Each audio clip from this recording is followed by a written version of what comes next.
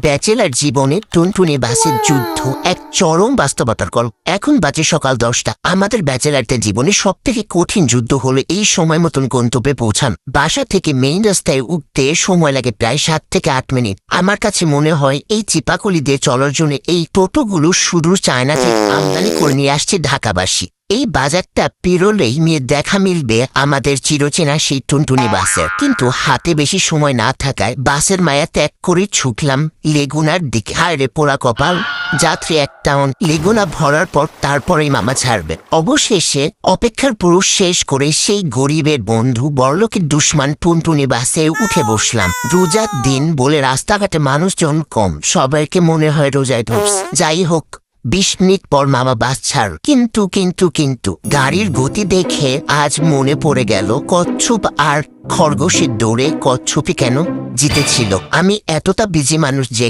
ক্লাসের শেষের 5 মিনিট ধরতে আমার এই শর্টকাট মারতে হয়। আফটার অল আমি হাসু আপার বেশি লোক বলে কথা, ব্যাপার স্যাপার একটু অন্যরকম। যাই হোক, আমি যাই ক্লাস করতে। Tata, bye bye.